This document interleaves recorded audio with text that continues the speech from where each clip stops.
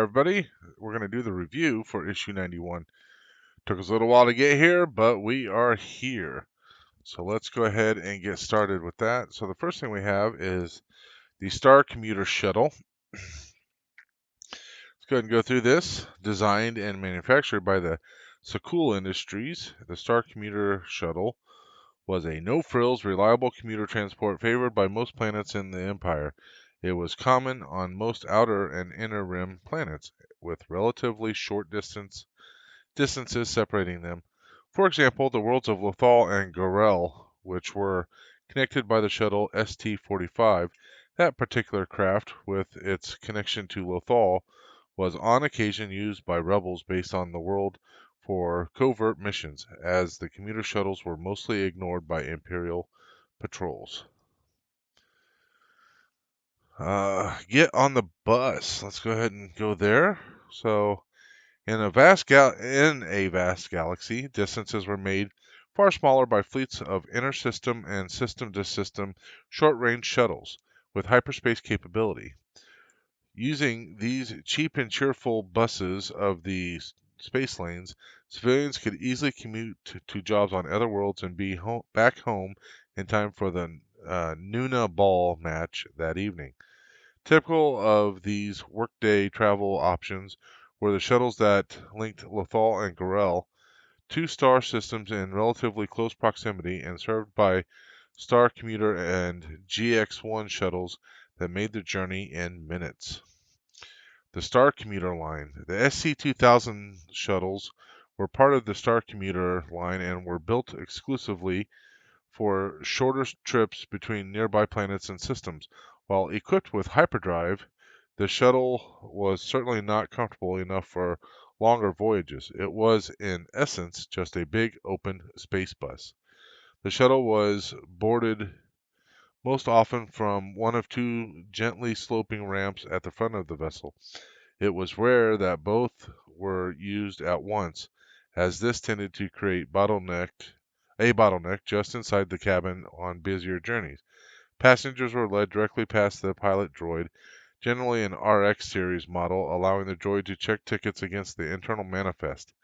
There was a ramp to the rear, though. This tended to be used only rarely and then more to allow passengers to load or unload larger items of luggage or even droids, which could be stored in a more open space to the rear of the ship. There were 6 rows of seating, divided down the middle by a wide gangway. 2 seats were placed side by side in each row, each with enough legroom that even larger passengers such as Wookiees or Ithorians, I should say, would be relatively comfortable. Each seat had a basic seatbelt, a lap strap rather than a full flight harness, and there were no repulsor fields to hold passengers in place. This ensured that passengers felt every bump of the journey. The seats could recline slightly for comfort, but this was generally considered bad etiquette by seasoned travelers. Enjoy the view. There were wide viewports at the front of the ship, more for the benefit of the passengers than the droid pilot, and a long and thin viewport on each side. There was strong interior lighting provided by strips on the wall, ceiling, and floor of the shuttle. To allow the passengers to acclimate a little to the conditions of their destination, the cabin temperature was slowly adjusted during the flight. Spies and Shuttles, ST-45, the Star Cruiser shuttle that ran frequently from Lothal to Gorel, was to become the venue of some high-level espionage during the Galactic Civil War. On one occasion, Lothal politician Minister Meketh Tua accompanied an Aqualish weapons dealer, Wabo, to Gorel to take official ownership of cases of ion disruptor weapons on behalf of the Empire. Seeking to steal the shipment was the rebel crew of the Ghost. They had Minister Tua's translator droid sent to the back of the ship, allowing one of the rebels to pretend to be a senior Imperial Academy student and to mistranslate his words for Tua. The rebels got the real location of the weapons, and once the shuttle arrived at Gorel, stole them right from under Minister Tua's nose. And our behind the scenes here, the ST-45 shuttle was inspired by the shuttle used in the original incarnation of the Star Tours ride attraction at Disney theme parks all over the world. They represented the first feature to include designs not produced by Disney.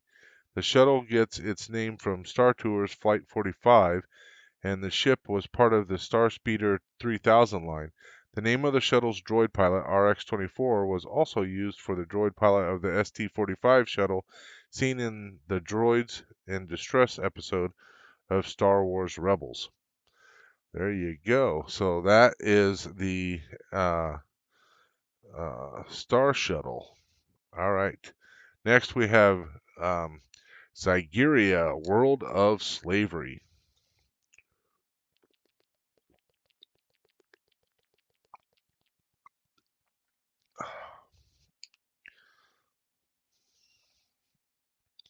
An outer rim planet on the Chorlian sector, Zygerria is ideally placed on two minor trade routes that, while not particularly well trodden, do offer easy access to the Zygerian system. It is a beautiful world when seen from space, its vast seas pocked with numerous islands, its plains and highlands giving it a mottled green and brown coloring. The natural beauty seen from space redoubles upon landing, where visiting the city that serves as the planet's capital will astound most visitors. The royal palace and the city that surround it, which has remained nameless, as only the palace itself mattered to the Zygerian rulers of old, are a breathtaking mix of ancient and modern. The architecture is characterized by well-tended ancient stone, tall city walls, and sharply geometric buildings. Everything is painted in tones of rusty reds and brown, interspersed with jade green, accented with orange, purple, and aquamarine. It takes an experienced eye to spot the gun turret positions as well, that ever ready, silently watch all who pass. Let's go ahead and go to the royal palace before we continue on here. Resembling a step pyramid, the massive stone bulk of the royal palace of Zygerria dominated the city that grew around it, with no structure found nearby even approaching its height. Decorated in a deep blue with layers of balconies and arches in deep red, each detailed with gold, the palace was the primary residence and business center of the ruler of Zygerria. The main entrance to the palace was across two levels, with a golden dome topping the highest level. A grand access corridor with staircases and elevators ran right to the top, where the royal audience chamber awaited. The inner chamber was reached through a number of outer reception rooms and was actually surprisingly small. Visitors walked in to see the regal ruler sitting on a wide stone throne at the top of a series of steps. Behind them, a tall window let natural light form a halo around the ruler, meaning visitors had to squint uncomfortably to look up. This was all part of the effect and was designed to intimidate and literally dazzle. Deceptive beauty. The Zygerians themselves were a handsome people, evolving from horned canine species. They were close-furred with proud faces and glittering vulpine eyes. Their ornate yet subtle clothes and armor were at once beautifully striking yet eminently practical. The colors complemented the wide variety of fur colors of the Zygerians sported, some natural, some from expensive dye works. Still, like the gun turrets set atop beautiful buildings, the seeming sophistication and beauty of the Zygerian were deceptive. For the wealth with which they built their grand palaces and that paid for the clothes had been amassed from their leading role in the galactic slave trade. On the edge of the royal palace complex, away from visitors' eyes, are the slave pits. Zygerria had for many centuries been the principal center of the galactic slave trade. The arrogant Zygerians considered themselves a superior species to most, largely because they bought and sold slaves of almost every other species and had become incredibly wealthy as a result. The pits themselves were elaborate holding cells for the best slaves, many of whom were given over as tax to the royal court. Each pit was open to the elements so that potential owners who came to Zygerrian slave auctions from all across the galaxy could walk the paths above to identify potential buys. Fall, rise, and fall again. During the days of the Old Republic, the Jedi Order moved against the Zygerrians. They shut down the slave trade, driving off the business, and with the help of the Republic judicial forces, placed the planet under slave until the slave trade of Zygerria was destroyed. With so much invested directly in the trade, Zygerria had little else to fall back on, and the Zygerrians suffered accordingly, though few shed a tear on their behalf. However, the Clone Wars presented the Zygerrian queen, Mirage Sintel, with an opportunity to rebuild her people's fortunes on the back of a renewed slave trade, which she did with the help of Count Dooku. The Separatists, keen for any new revenue stream, began trading prisoners of war via the Zygerrians. Republic intervention and the death of Queen Sintel at the hands of Dooku saw the trade collapse, but it wasn't long before the galactic turmoil would see it rise yet again when the Zygerrians took advantage of a morally indifferent empire to launch slave raids to nearby worlds. We could talk about the Brezaks. Evolving on the high mesas and cliffsides of Zygerria, the 10-meter-long Brezak were lizards that had wide, colorful flaps of skin connecting their forelimbs to their sides. They used these to glide between rock faces in search of prey. They could glide great distances when necessary, guiding themselves with their flat tails, but chose mostly to run, jump, and climb. The lizards were trained as mounts by the Zygerrians, though they made for a rather rocky ride. Lothal Slave Revolt. One Zygerrian raid into the Lothal sector saw the rebel operative Sabine Wren allow herself to be captured. She was thus able to infiltrate and sabotage the efforts of Madal, the Zygerrian slave trader who had taken her captive. Madal kept a close guard over her slaves on Uon, a slave port world in the Lothal sector, but Sabine ran rings around them while inspiring the other slaves to use drop Zygerrian electro whips to disrupt their control electrified collars. The result was a fierce slave revolt that had entirely destroyed Mudal's operation even before Sabine's rebel crew arrived. Never ones to learn their lesson, the Zygerrians today are ever watchful for an opportunity to start up their vile trade again. The prospect of this, boosted by a galaxy of morally corrupt traders, themselves benefiting from the strain placed on the new republic by the First Order. And salute to the Jedi.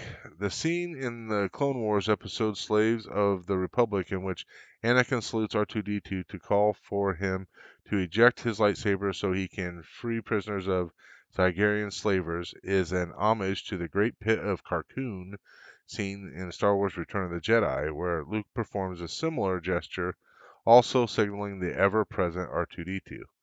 So a little bit glossed over there. But you can see that in Clone Wars, that's Anakin doing a very similar thing as what Luke did at the Pit of Carkoon. So there you go. So I mentioned Sabine. Now, I don't know if you guys have been watching stuff on Disney Plus, all the shows, Star Wars shows on Disney Plus.